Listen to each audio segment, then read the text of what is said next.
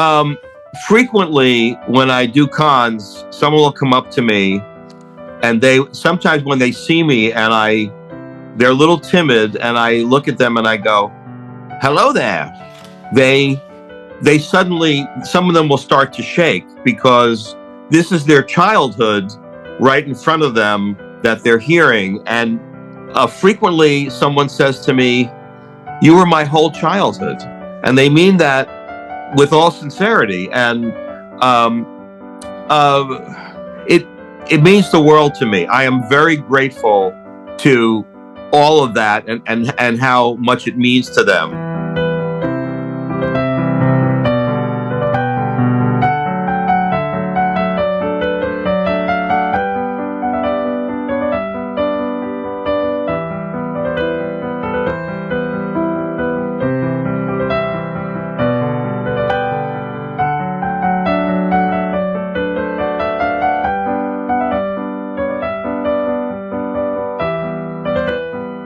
I'm here with Stuart Zagnit, an amazing voice actor who is best known for his work as Pokemon on the OG Pokemon. He was born on March 28th in Brunswick, New Jersey. He has been in many TV shows such as Teenage Mutant Ninja Turtles, Law and Order, The Good Wife, and many others. He also got his art degree from Montclair State University. How are you doing today? I'm very good, very good. Nice to talk with you. Awesome, brother. Before we get into your whole origin story about how you got into Pokemon, I really want to know about your family lineage. So could you please talk about your family lineage? Because I had looked up your last name online, and it said that, well, I don't know if AI is actually accurate, but I typed it into AI, and it said there was only 52 individuals worldwide bearing that last name. And there's another guy who's like kind of famous, like a bass player or a cellist or something with the same Him last I'm name. not familiar with, but we do have an extended family with cousins on the Zagnit side. The name was originally Zagnikovsky, and I did not realize that until later in my life, when my father was one of four brothers, and the brother that he was probably the closest to, my father was Alvin Zagnit. My uncle was Albert Zagnit, and he told us late in his life that he goes, we weren't really always Zagnits. And I went, we're not Zagnits? And he goes, no, your grandfather was adopted by a Mendel Zagnikovsky. So the original name was Zagnikovsky. My great grandfather was adopted. So and I never met that grandfather. He passed away long before I was born. So and then he said that the birth name for my grandfather was Bleiweiss. So I knew this much about Bleiweisses. So there's still a family mystery that needs to be sorted out. And on my mother's side is Shapiro. They came from Minsk, which now is called Belarus in Russia. And my father's side, the Zagnit side, came from Austria-Hungary. There's two things that come to mind right now. One is, are you related to Ben Shapiro? Obviously, probably not. And then the second one is, are you Jewish? Because your last name sounds so Jewish. Yes, I'm Jewish on both sides of the family. So I guess I'm pretty purebred there. Do you have a certain sect? Is there a certain sect of Judaism that your family follows? Well, the region is from Russia is called Ashkenazi. So I'm an Ashkenazi Jew. We grew up in a rather reform environment. So, we would observe the major holidays. And because my parents worked a lot in the grocery store that they ran,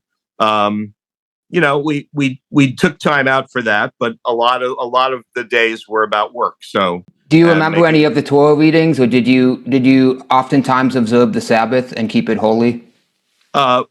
When possible, we did. It was very difficult in the lifestyle we had. I was bar mitzvahed. My older brother was bar mitzvahed. No way, you were bar mitzvahed? That's awesome. Did you sing that song? Hava Nagila Hava. Well, that's not at every occasion, but it should be. It should be every occasion. Well. They probably did that at the reception. with the band. So What's really cool about my life is that I have these friends named Daniel and Sam Farley, and they're Messianic Jewish people, meaning that they believe in Jesus, but they also have Judaism in their culture. And the reason I bring them up is because they told me growing up it was so unusual. They had a bar mitzvah at a Baptist church. Can you believe that? That's very interesting. Yeah, it was unbelievable. So could you take us back to your childhood in Brunswick, New Jersey? Because I want to know, oftentimes there's two types of parents. There's the parents who embrace your acting and everything about it, and then there's the parents who kind of say, oh, that's a waste of time, son. Don't do that. How did your parents really embrace your acting growing up? And when was the first time you really knew that you were called to be an actor, like that was your divine purpose? Sure. Well, first of all, I grew up in a town called Spotswood, New Jersey. We were about 10 miles south of New Brunswick. New Brunswick was where the hospital was that I was born. So basically, my childhood was in Spotswood. Spotswood was a very small, suburban, bordering on rural. We had a lot of forest, a lot of woods that I loved to explore. I knew from a very early age that I wanted to be a performer, and there was nobody in my family that was at all in the creative arts, the performing arts. My grandparents were grocers. My parents were grocers. But whenever there was an opportunity to be on stage, I was the first person to volunteer. So even in my elementary school, if there was a holiday assembly, I would be the one reading the announcements. I sang in the choir. In Sunday school, the first performance that I ever gave was a Purim play. And the Purim play is the story of Queen Esther and Haman, who is an evil person who wanted to destroy her and all the Jews. So I was cast as Haman. No way. And I loved it. And I said, you know what? This is for me. I love being a bad guy. I love getting up in front of the family. I would often perform for them at family gatherings. So when I got to high school, we had a drama club, and of course I joined that and wound up becoming president of the drama club and put on many plays and musicals. And well, we didn't do too many musicals. This was really mostly straight comedies or dramas. And when it was time to go to college, I applied to Montclair State. Montclair State had a really good liberal arts, and they had a really good speech theater department. So I majored in speech theater, and I did my first musical at Montclair State, which was The Fantastics, which is fantastic school. Just a wonderful, simple, beautiful show. And I played one of the fathers in the show. I was the boy's father, Huckleby, and my best friend in college played the other father. And the two of us had such a good time. And of course, I had kind of a low opinion of musicals. I thought real actors they speak, but singers do musicals. And when I did Fantastics, I realized, well, you could sing and you could act at the same time. So it really opened up a door for me. And I said, I think this is for me, because I did love to sing. And I've done lots of, the funny thing is, professionally, I have done a lot of big musical theater. So I have been on Broadway in Seussical, the musical. I've been on Broadway in Newsies, the Disney musical. I've been on Broadway in The People in the Picture. And I have a question real quick. Have you ever? Yes. You're not this is kind of a joke. It's not really too serious, but you're not a true actor unless you've dressed up as a woman in a movie. And John Travolta dressed up as a woman in Hairspray. And then you've got Martin Lawrence, who was in Big Mama's House. And there's a couple other that are escaping me right now. But for some reason, in some point of somebody's career, it goes like this, super high up. And then when they start to stagnate or lose their career, they start to dress up as like a woman in a lot of movies. So it goes pew back up to the skyrocket. Have you ever been in Hairspray or any movies like that? Well, I haven't been in Hairspray. It's a really, really wonderful, fun musical. But I did do some drag in a musical called Mr. President. Oh, wow. Mr. President was off. This was off Broadway, The original Mr. President was in the '60s, and Irving Berlin, the great Irving Berlin, wrote the musical. It was kind of a love letter to John F. Kennedy and his administration, because it was in the early '60s before tragically he was assassinated, and the show was not a big hit. It was probably one of the lesser musicals of Irving Berlin's career. But this happened in the '80s, and there was a long running off Broadway show called Forbidden Broadway. And Gerard Alessandrini, who created that, did an adaptation of Mr. President, and he set it in the Bush administration. So in the show, I played Barbara Shrub. It was the Shrub family instead of the Bush family. So I played Barbara Shrub in full drag. I also played Monica Lewinsky dressed as the Statue of Liberty. So that was the first time I actually did any kind of drag performance, and I haven't done any since. So since you brought up John F. Kennedy, I really want to get into John F. Kennedy, and you were living when John F. Kennedy was president, correct? I sure was. So what was your opinion of the whole John F. Kennedy and Marilyn Monroe thing? Because a lot of people like to go into a long debate on how this is not written down, it's not scripted, but a lot of people like to say Marilyn Monroe was murdered or the whole thing was set up. Well, that part I can't speak to. All I know is that in those days, if things were going on, the media was not as on top of it as they are now. So I would say all this information came post his assassination, not during it. So we simply knew that Marilyn Monroe was quite taken with John F. Kennedy, and of course performed legendarily at his birthday party in a very transparent dress and sang "Happy Birthday, Mr. President." Yeah, happy birthday, Mr. President. That's like the most famous thing in like any kind of Marilyn Monroe documentary. Yes. It always pops up. So we didn't have the kind of information that has come up since. So and truly, nobody has actually said definitively one way or the other. So. Yeah, people debate until the cows come home. They just keep talking about it. But the point is, what was your experience like? How old were you when John F. Kennedy was assassinated? Was there a moment in your life that you can remember, like turning on the TV and your parents saying, "Oh my gosh, son, the president was killed"? Exactly. A version of that. I was actually in school. I was still in grade school. I might have been in 8th grade, and it was we were in the middle of the day. And our principal got on the intercom at school. We all went back to our homerooms, and he announced that the president had been shot. No one knew whether he was alive or how badly he was injured. And basically, they sent us home.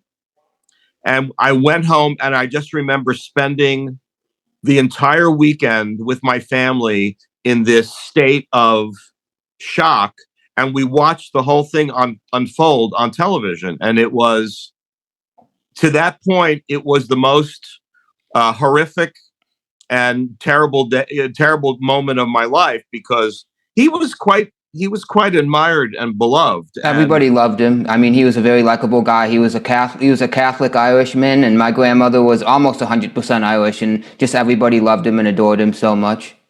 Yes, and so we watched not only everything unfolding with them taking the body off the plane, Jackie Kennedy in her blood-soaked outfit, then seeing Lee Harvey Oswald get shot as they were transferring him. We saw that too. Watched the whole funeral. It was like time stood still. And Walter Cronkite, who was the news anchor on CBS TV, considered the most trusted man in America, basically guided us through that whole process. And I would say for us, time really stopped. And I was kind of numb by the whole thing. And to this day, when people make kind of glib jokes about his death, I would never do that. That's very people. Some people do that because they just think it's funny, but that's not my sense of humor. That's not my style. No, And I think I wasn't around when Lincoln was assassinated, but I'm sure it was comparable to the response, which was just Lincoln was shock and hands horror. down my favorite president of all time, and I'll tell you why. Because he tried to free the slaves, and there's a very famous story that one of his people, one of his like secretaries or whatever you call it, the person who would write his letters, they said that they heard him audibly say in his closet, "Lord, if you help me end this slavery, I'll serve you for the rest of my life." And he tried to free the slaves, and then he was, of course, inside that theater, and he got gunned and shot. And I think it was Right. set up. I think whenever you go against the grain of culture and try to do what's right, people don't like you for it. It's yes. I think he took a very difficult stand, but a stand that needed to happen, and we owe quite a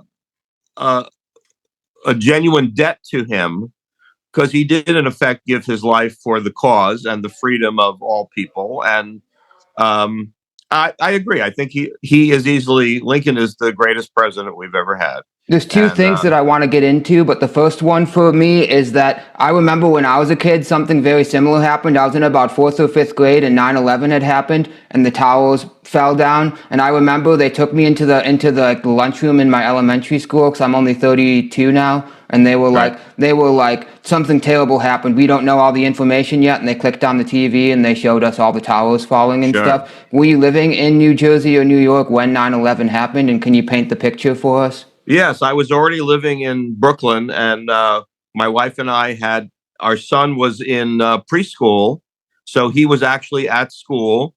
Um, uh, I I had injured myself at the end of Seussical, and I was doing physical therapy. So I drove to a different part of Brooklyn that had a view of the World Trade Center because it had some very low buildings. And I remember getting coffee and looking across the river, and I said, "What's going on? There's smoke coming from the top of the World Trade Tower." One of the days, the second plane hadn't hit yet, and so I drove to my physical therapy. We didn't have a TV, but they had a radio on, and we're all doing our physical therapy and hearing the radio reports of the second tower and then the collapsing. So as soon as I was finished, I drove home. I said to my wife, um, "Just turn the TV on. Just turn it on." And of course, we once the second tower came down, we lost our TV reception because the big antennas were on the top of one of the towers.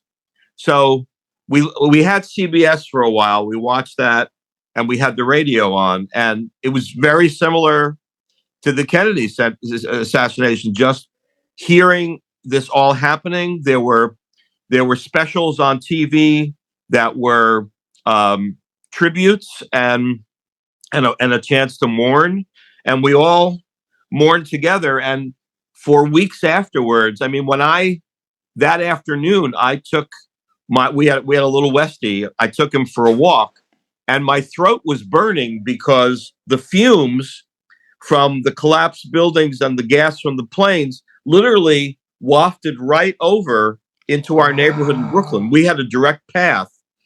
We were just it was just the East River between us, and it was we were also covered in ash. The ash blew over into our neighborhood, so it Whoa. was uh, it was a horrible time. And whenever I saw a plane, I had to keep following it to make sure it was safe going out of my sight, because now it just made us all nervous whenever I saw a plane. And we didn't know if there was going to be more of them. It was just a very dark, terrible time. Thank God for that guy who was on the plane. I forget what his name was that like attacked one of the people and then somehow got it to land inside a field. Well, there was apparently the one that crashed in Pennsylvania. That was the only aircraft where the passengers actually mutinied against the terrorists and probably forced that plane down to crash. So they actually sacrificed their life because that was probably going to the White House. There was one that didn't make it, and the fact that it was so planned with different locations with the Pentagon and who knows what else was in store. So, yeah, How many years after did it take to clean up all the debris and all the mess and really rekindle New York City?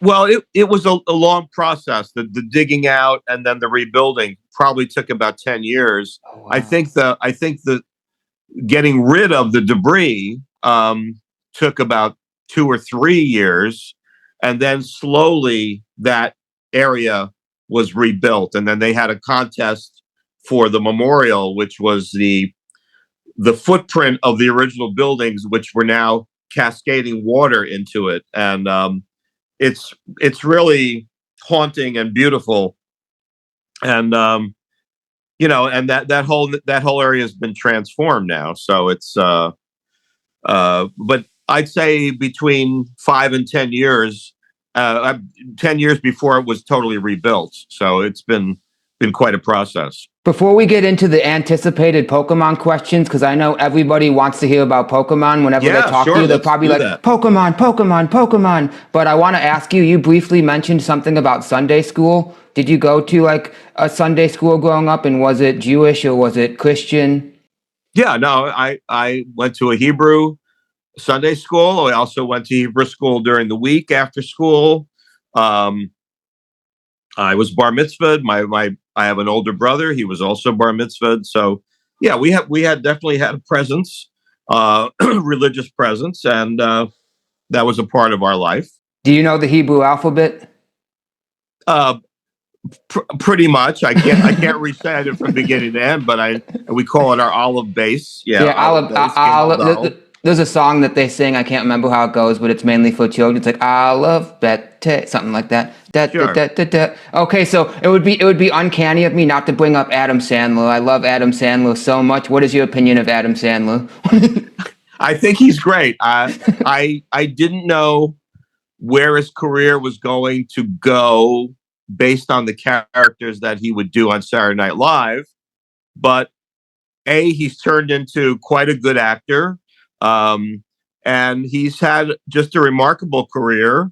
So, I say, Adam. I think he went to Juilliard, and there's a really famous actor that was on Saturday Night Live too called Molly Shannon, and both of them went to Juilliard together, and she said that he was the most serious student. You would never know based on his movies because he kind of plays like a dumb character in all his movies, but he was so serious. So do you have a favorite Adam Sandler movie that you can quote? Because my favorite, hands down, is Billy Madison. And it's this movie where he goes back to school to prove to his dad he's not a fool, and he goes through kindergarten all the way through high school to try to get his dad's company. And there's this guy named Eric trying to sabotage him and take over the company. It's such a good movie.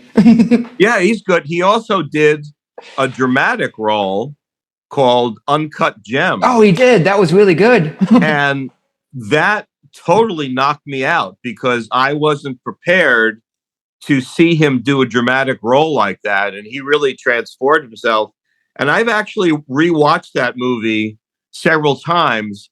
And it's a hard movie to watch, but man, it is engrossing and it's good. So he got Joe Pesci on me for a minute. He was like, bada bing, bada boom, you're done, kid. He went in the movie and he was ready to just attack everyone. And he went inside. When he goes inside that jeweler store, it was so good. I actually saw it in theaters. Hit it, Uncut Gems.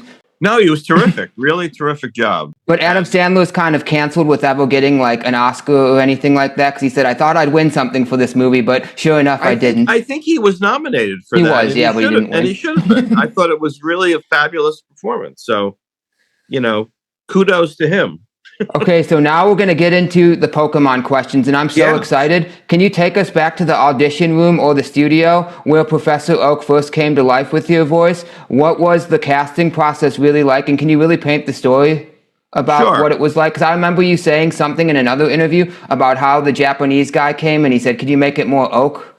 Yes, well, yeah. So let me tell that one. Okay. Okay. First of all, I want to go back just a tiny bit more, which was, how did I get the audition? And I did not know there were new animes being produced, but I did have a friend of mine that lived in Brooklyn who was a former actor and then became a really successful attorney. but he knew a lot of people in the performance business and creative. And so one day we were talking, and he said, you know, a buddy of mine is doing this new animated show. I don't think the word anime came up because it wasn't something that was common at that time. And he said they're looking for character voices. So give them a call, tell them you're a friend of mine, and they'll set up an appointment for you. So I said, great. You know, I was a freelance actor. I wasn't doing anything at that moment. So I went to the audition. They showed me pictures of various characters. I saw a picture of this very eccentric scientist with kind of crazy hair on one side, and then they had copy for me to read in it, and they didn't tell me what to do with the voice, but I looked at the picture and I started to talk, and they recorded it. I did about 3 or 4 other characters, and I can't remember which ones they were, but about 2 weeks later, they called me and said, "Okay, we'd like you to do this professor character." And I said, "Great, you know, I'm all excited." So I would go into the room to do recordings. We started the first episodes, and they would always play back my audition tape to remind me of the vocal quality that I did at my audition. So I used that as a guide, and we were recording for quite a while, and then I got asked to do some of the video games, and the first one was Snap. So I remember going to a different studio, and I was actually in a Broadway show at the time that was previewing. So we would rehearse during the day. I would take my dinner break, go to a different studio, and record the Snap lines. And then I go back at night and do a preview of this Broadway show. So I was very busy, extremely busy. And my son was really little at the time. I think he was about 3 or 4. So running around a lot. And when I'm in the session doing Snap, the pages, it was very thick, the script, and they were 1 word lines, 2 words lines, 3 words, and it was a lot of tedious work at that point. So I'm in the studio, and I'm starting to do the lines, and there was a Nintendo executive in the booth, just listening, and he came from Japan. He did not speak a lot of English, as far as I could tell. I was doing a few lines, and he gets on the mic and he stops me and he goes, "No, no, no, no, no." And I go, "No, what am I doing wrong?" You Yeah, know, that's yeah. what I'm thinking. And he thinks a second, and he's trying to come up with a word, and he says, "More oki." That's what he said to me. So I had to quickly try to figure out what more oki meant. And suddenly a light bulb went off, and I went, "Oh, the oakiness is the crack in the voice that I was doing unconsciously when I was reading his lines." So that's what he wanted to hear more of. And I would say from that moment on, I never had to be reminded about how to do his voice. It And became very you were the natural. OG, you were the OG Professor Oak from the original Pokemon with Jason Page, where he sings the theme song, "I Want to Be the Very Yes, Best." Oh, yes. that's awesome. I started at the very beginning of the series and did the first 10 seasons of the series. So a So question. all you kids grew up listening to to me and Jason and Veronica, and I know there's been about 2 or 3 different voices of Ash, if I'm not mistaken, right? uh, at least 2. Veronica is the OG, and like I say, people grew up with her voice the same way they grew up with mine. So, and I just saw her recently at a show that I'm doing off Broadway, which is kind of a send up of Pokemon, and she was a special guest. So we Wow. actually brought her up on stage, and it was really very fun. What's amazing is in Pokemon is that the mom just like so nonchalantly is like, okay, Ash, come back when you're ready. And he actually showed in the first episode. I went back and rewatched it, so I wanted to make sure I really knew it. He shows up. He shows up late, and all the three Pokemon are gone, and then there's one left, and it's Pikachu, and you're voicing it, and you're just like in the episode, you're like, I have to tell you though, there's something wrong with that Pokemon. Can you talk about what was wrong with Pikachu?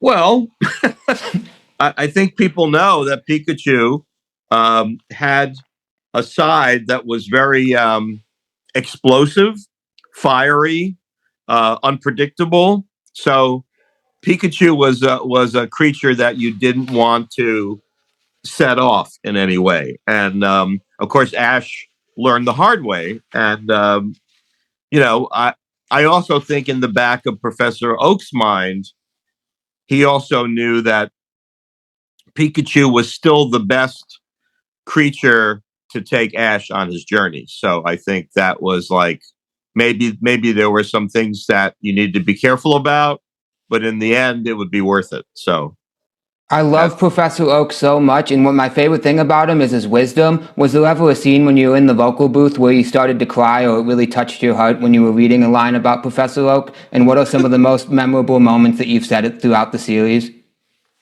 um, I think um, uh, being touched is kind of an interesting take, but we had a really good time. Between the directors and the studio technicians and ourselves, there was a sense of community and as we worked, we all got tighter and tighter, and we knew each other. So I thought the work that we did was really special because they were really well written, and what made it for me was there was always a sense of humor, no matter how serious the thing could be. There was always a moment to have a joke. And as a performer, I love those opportunities because I think they humanize the action. And in life, when we get tense, when we get a little uncomfortable, we break that tension with a joke. Oh, That's what we absolutely. do as people. And that's what the show did. And that was very meaningful to me. And I think that's why also people love the episodes and they watch them again. So many people come up to me at cons now and they'll say to me, I watched those original episodes and now I watch them again with my kids. Wow, So multi-generational. so to hear that new generations are being introduced to us, and they are also being impacted by the work that we did, it's a very gratifying thing. It's probably the most gratifying thing I could ask for. And One really big thing that I missed, and gone are the days where people used to record all the voices in the same room. Nowadays, one person could be in Canada, one person could be in Hawaii, one person could be in California, New York, New Jersey, and you could never have met the person, but you all voiced it separately. How does that change the dynamic of the show? Because I feel like people feed off their energy, and I feel like when yes, people are together, they become friends, they love each other, they cry when the show's over, they're sad. right. Well, the secret is when we did record Pokemon, we did not do it all together. We did it one at a time in the same studio. So if I had an appointment, say my session started at 11, I'd come to the recording studio and I'd sit in the waiting room, and then maybe Veronica would come out. She just finished her part of the episode, and then I would do mine, and then maybe Eric Stewart was waiting to go in to do his after me. And in order to make the scenes work, whatever voices were not fully recorded yet, they would put in what was called a track. So maybe the director or one of the technicians there, they would put in the lines. So I had something to talk, back and forth with. And then one by one, they would put our finished tracks in and build the scenes. So I think that way they felt they had more vocal control with voice levels if they did it one person at a time.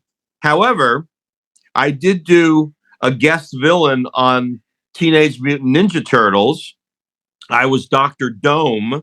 And that was one case where we went into a big studio and there were like 6 mics set up. Wow. And we stood kind of spaced out with each other and we did the scenes in the same room. So that was kind of a treat because with Pokemon, we didn't get to do that. So one really important question I have for you is, was there ever a time early on in Pokemon where you guys got dinner together and you fellowshipped and got to know each other? Or was it just kind of like in passing?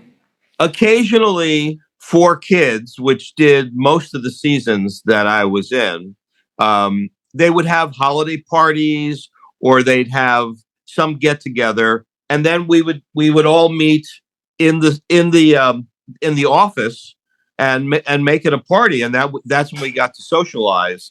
Um, More recently, I've been at cons where there are maybe 4 or 5 or 6 original voice actors, and we're all guests. So then we have group parties and group dinners, and that's really a lot of fun because a lot of us now live in different places. A lot of the people who are based in New York now live elsewhere. Eric lives in Nashville. Veronica lives in California. So does Tara Sands. And so when we go to the cons, it's like a big reunion for us. So we're like an extended family. So when we get together, it's really kind of joyous, and we catch up with each other. Was there ever a time in your career where they picked someone else to voice Professor Oak, like for a movie or something, where you couldn't do it? Nope. No, you've always been during the Professor time Oak, I no was matter under what. contract, I did 10 seasons. I did 3 movies, and once we were no longer being employed by them, that's when they had other people, but not during the time. So before we go into a game show, because we're running out of time, I really want to ask you, like, you talked about the college you went to. Was there really a teacher that really encouraged you and said, this is what you're supposed to do? I really feel like you're led to do this. There were several teachers, I think, that inspired me. Jerry Rockwood, who taught acting and directing and was quite a brilliant man. He wrote a wonderful acting book called Craftsman of Dionysus. He did himself one-man shows. He did a one-man show of Edgar Allan Poe, which was quite wonderful. He also wrote an adaptation of a Machiavelli play called The Mandrake, and that show was so successful, we were chosen one of the 10 best college productions in America and got to perform it at the Kennedy Center. Oh, wow. It's a huge deal. The Kennedy Center is big. Yes. Big deal. And other professors, shout outs to Clyde McElroy and Dennis McDonald. I'm going to send this to them. Yeah. I mean, not all of them are no longer with us, but they're all in heaven. They had a great impact on me, and I'm forever grateful to them. And they gave me more importantly, Montclair gave me an opportunity to act, to get on stage and act, and that was the best thing I could have hoped for. One more question about Professor Oak before we go into that segment. Professor Oak is seen as a wise mentor figure in the Pokemon world. Do you see any parallels between him and any Old Testament figures that could maybe relate to Professor Oak, since you're Jewish? Well, there's a little bit of Noah in him, probably a little bit of Jonah. I think, and any of those heroes or characters that had to overcome struggles. Did he ever get swallowed up by a whale or a fish like Jonah did? No, but he's gotten almost smothered by muck. So I guess that's true. He did get smothered by muck. He goes, Ash, there's a new Pokemon. Oh no, what is this? or Snorlax falls asleep on me. But I love Snorlax. But Professor Oak seemed to always soldier all those things with grace and humor. So Noah's a good one. Good thing you didn't say like Adam, or maybe there's an Old Testament character named Tamar and she's a prostitute. So good thing you didn't say Professor Oak is like Tamar the prostitute. Well, these are just the ones that I'm familiar with. So there you go. Okay, so now since we only have 10 minutes left, we're going to go into a game show called Do That Voice. The goal of this is that I'm going to name one of the characters you've done, and I want you to voice them off the top of your head. Are you ready for this? I don't know. The first one is called, obviously, Professor Oak from Pokemon. Do your favorite line. Hello there, it's me, Professor Oak. I've just come back from Town. You were close. So the first one is Zol, and the next one is Zoloff from the Slayers, Zolf. I'm going to be honest with you. I don't remember what he sounds like. Okay, so what about this one, Jim Roker from Law and Order, the TV show? The people that I played in Law and Order were just people. They talk like me. So okay, Koga from Pokemon. I know he was very fierce, and that's about the best I can do right now. Another one is Mike from Winx Club. Yeah, Mike was a kind of an okay guy, and that's the closest character I've ever done that sounds like my own voice. That's awesome. And he was a great dad. Cedric Juniper was Juniper. That's what it was. I thought of him as a more serious, less humorous professor. So I think he was also a little closer to my voice, and I didn't have the kind of fun that I had with Professor Oak with him. Can you do the voice that you did from Teenage Mutant Ninja Turtles, Dr. Dome? Yes, Dr. Dome was very serious, and he had kind of a almost announcer voice. I based him on Kelsey Grammer as Frasier. Oh, I love Kelsey Grammer. So that's kind of the voice I wanted to give him. Hey, baby, I feel the blues are calling. Toss salads and scrambled eggs. There you go. Mosi. and do you know the series Chaotic? Because I did a character. So I played kind of a funny villain called Bodil. And I kind of based the character on the Truman Capote, and I made him he was kind of prissy and easily offended. So I liked having fun with him because he spoke more like that. Can you sing one of the lines from the Wild Party, Goldberg, if you remember anything like that? It said you did a live I think it was off Broadway, actually. No, Wild Party was on Broadway. I promise you, it was a Broadway show. It was a very big show with Mandy Patinkin and Toni Collette and Eartha Kitt, one of the most iconic performers in movies and Broadway. And so I played one of two producers in the show, and I was Goldberg and the other guy was Gold. So we had a song called "We're Gold and Goldberg, we're gonna be on Broadway. Gold and Goldberg, first you need a hit." So we had a little solo number there. It was a lot of fun to do. Well, no, the mayor of Whoville was the biggest politician on the smallest speck of dust.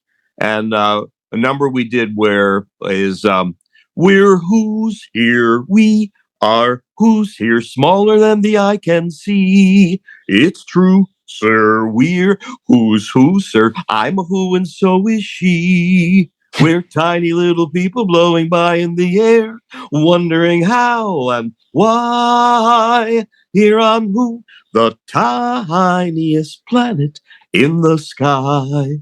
What a beautiful voice you have. So lastly, with this segment, then we're going to go into the last three questions. Do your best impression of Professor Oak mocking Ash. If you can do that. If not, we can skip it. Okay. You were late. All of the Pokemon have been taken except this one. So next time, be on time. All right?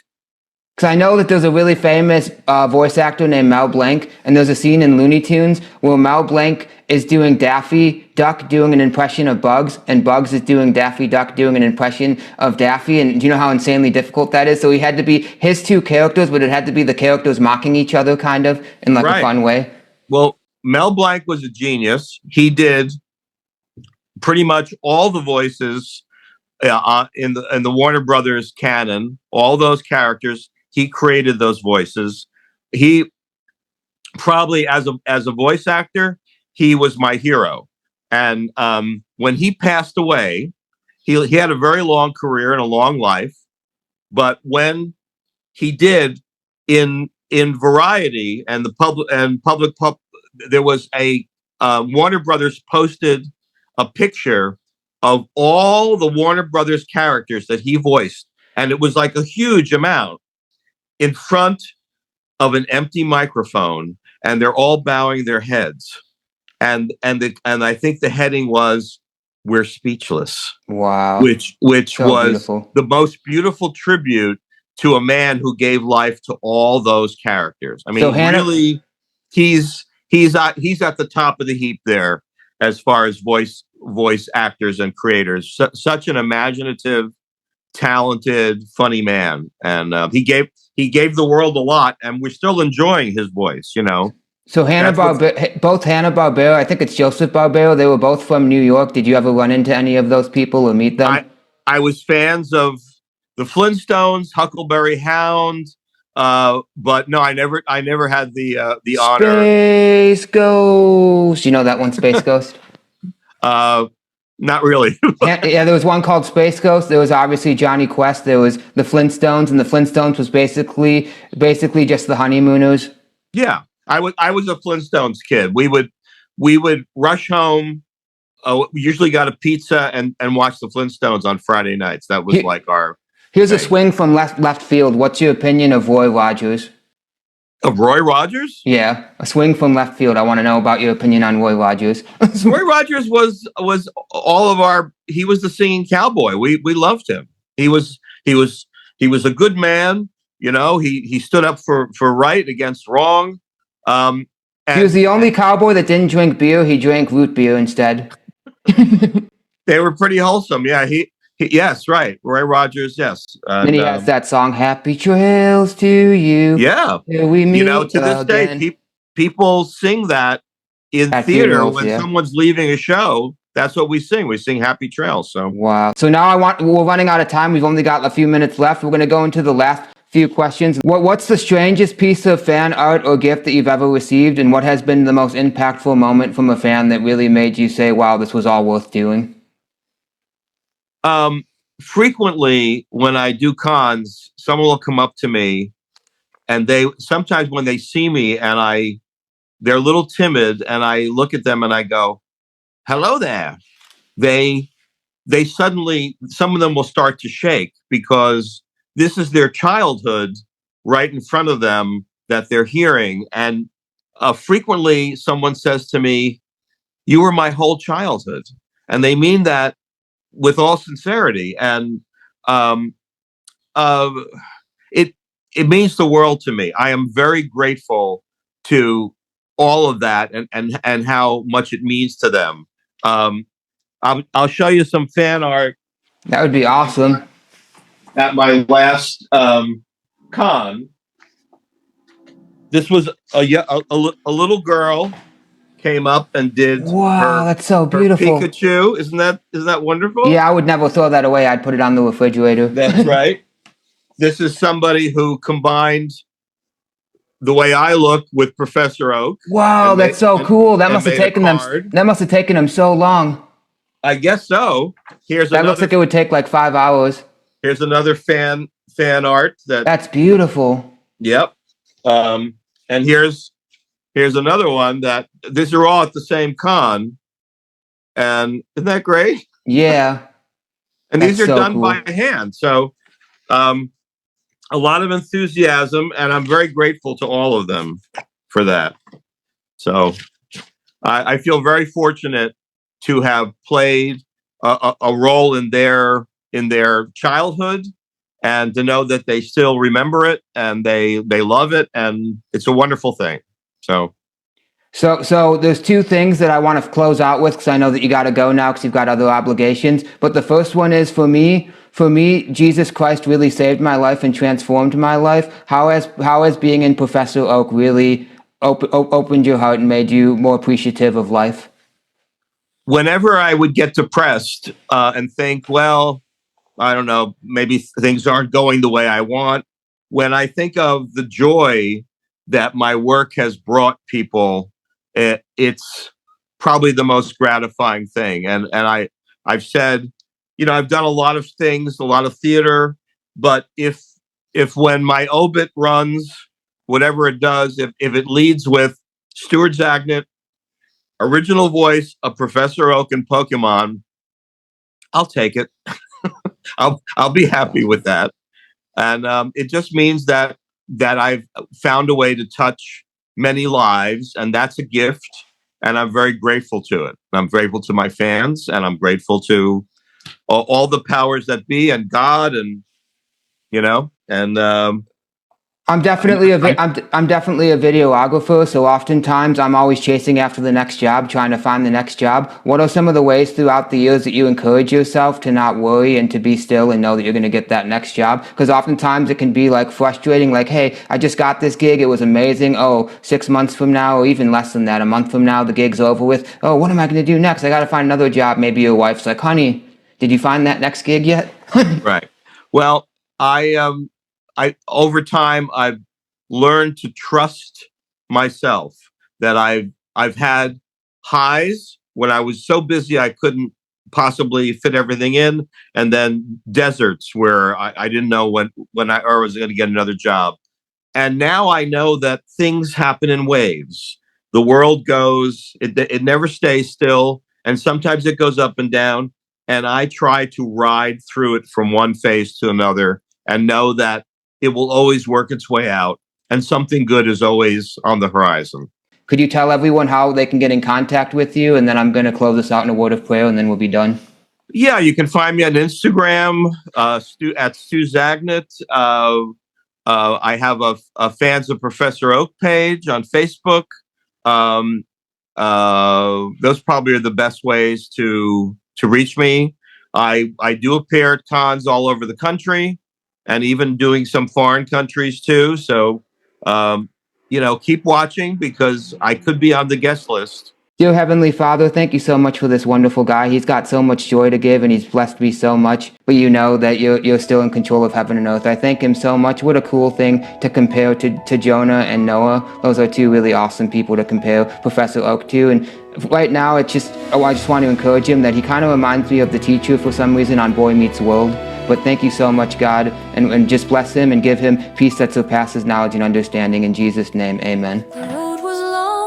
The nights were cold, yet every step a story told.